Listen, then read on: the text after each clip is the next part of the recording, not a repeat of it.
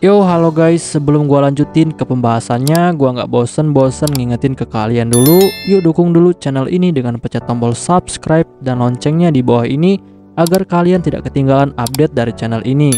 Dan juga like dan share ke kawan-kawan kalian biar di channel ini semakin dikenal banyak orang. Pastinya dukungan dari kalian sangat gua butuhin untuk ngebuat gua terus semangat dan terus update ke depannya. Oke, kalau gitu kita langsung lanjut aja ke pembahasannya.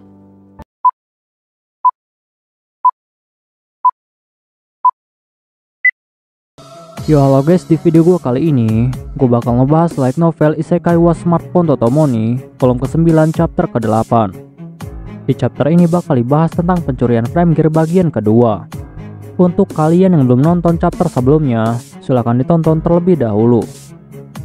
Setelah beberapa hari telah berlalu, ternyata hari ini Toya telah mendapatkan sebuah kabar baik dari Rosetta.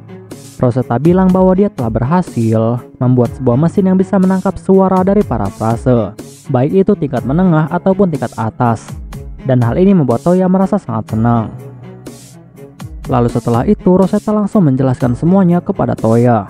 Rosetta bilang bahwa alat yang dia buat ini bisa menangkap suara frase tingkat menengah ataupun tingkat atas. Dan walaupun suara yang ditangkap oleh mesin ini cukup kecil, tetapi suara itu bisa terdengar sangat halus. Dan dengan mesin ini, maka mereka bisa mendeteksi kedatangan dari parafrase di kemudian hari. Toya yang mendengar hal ini, dia pun lalu merasa sangat senang. Lalu Toya langsung bertanya kepada Rosetta, apakah dengan alat ini, maka mereka juga bisa menentukan lokasi dan waktu kapan frase itu akan keluar. Tetapi Rosetta lalu menjawab bahwa untuk saat ini kemampuan mesinnya masih sangat terbatas. Tetapi mereka masih bisa menentukan hal itu dari pengukuran retakan dimensi yang ada nantinya. Sehingga mereka bisa menentukan lokasi dan juga waktu selama 3 hari sebelum frase itu akan keluar. Lalu Toya bertanya lagi kepada Rosetta, apakah dengan mesin ini, maka mereka bisa membuat radar pendeteksi parafrase? Dan Rosetta pun langsung menjawab bahwa mereka sangat mungkin untuk melakukannya. Tetapi untuk saat ini mereka jangan terlalu berharap banyak dengan mesin ini, karena bisa merasakan satu suara frase saja itu adalah keberuntungan, dan alat ini masih harus dikembangkan lagi sebelum bisa benar-benar digunakan. Tetapi Toya, dia pun langsung bilang kepada Rosetta bahwa dia harus segera membuat alat radar untuk mendeteksi parafrase, dan ini membuat Rosetta merasa sangat kesal. Lalu Rosetta bilang kepada Toya bahwa saat ini dia sedang sangat sibuk membuat frame gear khusus milik Sue, dan dia tidak memiliki tangan ekstra untuk bisa membuat hal itu secara bersamaan. Toya yang mendengar hal ini, dia pun untungnya langsung mengerti. Tetapi Toya lalu berpikir bahwa dia akan memberikan Rosetta bantuan agar proyek ini bisa segera dilakukan. Dan akhirnya Toya pun berpikir untuk meminta bantuan dari Ginoid yang lain. Lalu setelah itu, Toya pun langsung pergi menuju ke Babylon Benteng dan juga Babylon Menara untuk bisa bertemu dengan Liora dan juga Noel. Tetapi sayangnya di sini Toya berpikir bahwa kemungkinan mereka ini tidak bisa membantu sama sekali, walaupun mereka terlihat sering menganggur. Dan setelah Toya selesai dengan semua urusannya, dia pun langsung memutuskan untuk segera pulang ke dalam kastil. Tetapi dia lalu bertemu dengan Sakura dan juga Kogyoku yang terlihat sangat panik. Dan di sini Toya berpikir bahwa sepertinya Sakura ini terlihat tidak peduli sama sekali dengan ingatannya di masa lalu. Bahkan Sakura terlihat tidak mau untuk mencoba memulihkan ingatannya. Lalu setelah itu, dengan panik Sakura langsung menarik Toya untuk mengajaknya ke suatu tempat. Tetapi Toya bertanya kepada Sakura apakah ada sesuatu hal yang telah terjadi. Dan Sakura pun langsung menjawab bahwa ada seseorang yang telah jatuh sakit. Toya yang mendengar hal ini, dia pun lalu menjadi sangat terkejut. Tetapi untungnya Kogyoku dengan cepat langsung menjelaskan semuanya kepada Toya. Kogyoku bilang bahwa mereka berdua telah menemukan ada seseorang yang telah jatuh pingsan karena sakit. Dan saat ini mereka telah membawanya ke sebuah penginapan, yaitu penginapan Silver Moon.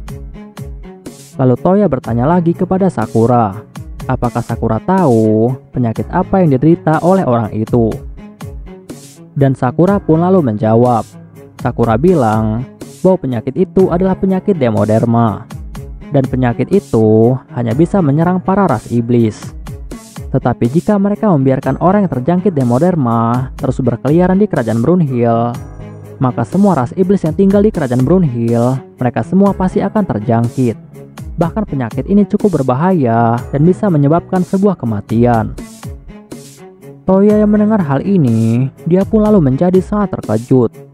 Karena dia tidak menyangka jika Sakura bisa tahu banyak hal tentang penyakit ini, padahal dia saat ini sudah hilang ingatan. Tetapi Toya mencoba tetap positif dan bertanya kepada Sakura, apakah Sakura mengetahui tentang penyakit ini dari buku yang pernah dia baca. Tetapi Sakura tidak mau menjawabnya, dan malahan dia memberitahu Toya bahwa penyakit Demoderma dianggap sebagai penyakit kesengsaraan. Karena penyakit ini hampir tidak bisa disembuhkan oleh obat apapun. Tetapi dia yakin dengan sihir pemulihan milik Toya, maka penyembuhannya pasti akan berhasil.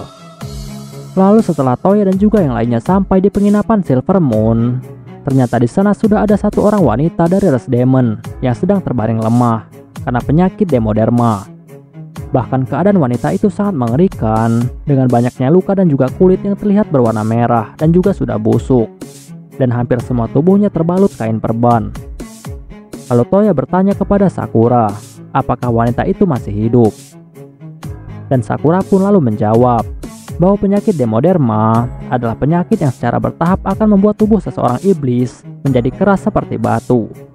Dan gejala awalnya, kulit orang itu akan mengelupas dan tubuhnya akan kaku dan tidak bisa digerakkan.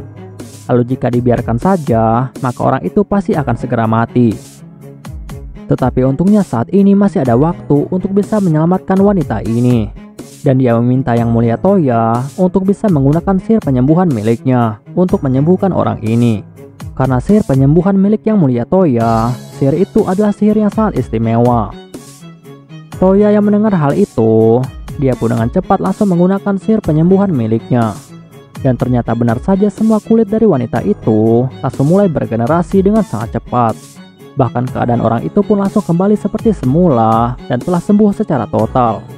Bahkan Toya sendiri sangat terkejut melihat hal ini. Tetapi saat salah satu staf dari penginapan Silver Moon yang mencoba membuka semua perban wanita itu, ternyata hal itu lebih mengejutkan lagi. Karena ternyata orang yang baru disembuhkan oleh Toya itu, ternyata dia adalah seorang wanita yang berasal dari ras Elf.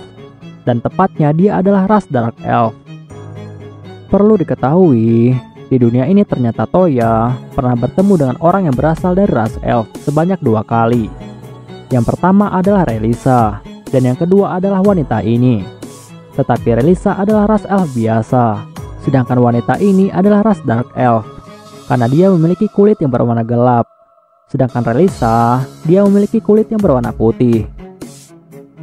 Lalu setelah itu, Toya pun bertanya kepada Sakura, apakah ras Elf termasuk ke dalam ras iblis? Tetapi Sakura langsung membantah hal itu. Sakura bilang bahwa ras Elf dan juga ras Dark Elf tidak termasuk dari ras iblis. Tetapi ras Elf dan juga ras Dark Elf memiliki banyak perbedaan. Untuk ras Elf biasa, mereka memiliki kemampuan di bidang sihir dan kulit mereka berwarna putih. Sedangkan ras Dark Elf, mereka ini memiliki kemampuan unggul di bidang fisik, tetapi kulit mereka berwarna hitam. Lalu Toya bertanya lagi kepada Sakura, apakah ras Elf biasa dan juga ras Dark Elf memiliki permusuhan? Dan sayangnya Sakura tidak tahu tentang hal ini. Dan setelah itu Toya langsung meminta pegawai Silver Moon untuk membantu elf ini membersihkan tubuhnya. Tetapi pegawai itu dengan gugup bilang kepada Toya bahwa Yang Mulia Toya sebaiknya menunggu dulu di luar, karena elf ini adalah seorang wanita. Karena untuk membersihkan tubuhnya, maka dia harus melepaskan semua pakaiannya. Toya yang mendengar hal ini, dia pun lalu menjadi sangat malu. Lalu setelah Toya keluar dari dalam ruangan itu, ternyata dia lalu bertemu dengan kesatria iblis lainnya. Dan mereka ini adalah Samsa si Ogre, Lusade si vampir, dan juga Laksi. Lalu mereka bertanya kepada Toya, apakah wanita itu baik-baik saja? Perlu diketahui, penyakit Demoderma adalah penyakit yang hanya bisa menyerang ras iblis, sehingga semua iblis yang tinggal di Brunhild sangat khawatir dengan hal ini. Dan Toya pun langsung memberitahu mereka semua bahwa saat ini gadis itu baik-baik saja karena dia telah menyembuhkannya. Lalu Toya bertanya kepada mereka semua, kenapa mereka terlihat sangat peduli dengan gadis itu, padahal mereka tidak mengenalnya. Dan Sansa pun lalu menjawab bahwa walaupun mereka tidak saling mengenal, tetapi mereka berasal dari ras yang sama, yaitu ras iblis. Dan para iblis harus saling bersatu dan juga menjaga jika mereka berada di luar kerajaan Xenoa. Karena biasanya ras iblis sangat dipandang rendah oleh manusia kecuali kerajaan Brunhild. Tetapi tiba-tiba, Lusade bilang kepada Toya dan juga yang lainnya bahwa kemungkinan ada yang terjadi pada kerajaan iblis Xenoa. Sehingga ada ras Dark Elf yang telah melarikan diri dari kerajaan Xenoa. Padahal di dalam kerajaan Xenoa, ras Elf memiliki kasta yang sangat tinggi dan senikat dengan vampir. Bahkan kebanyakan bangsawan kerajaan iblis Xenoa, mereka ini berasal dari ras Elf dan juga vampir. Dan juga yang dia tahu bahwa ras Elf itu terkenal dengan kemampuannya untuk bisa mempertahankan usianya, sehingga mereka bisa memiliki usia yang sangat panjang. Toya yang mendengar hal ini, dia pun lalu berpikir, kenapa bisa seorang Dark Elf sampai di kerajaan Brunhild? Oke guys, pembahasan di chapter kali ini selesai sampai di sini dulu, dan bakal dilanjut lagi di chapter selanjutnya.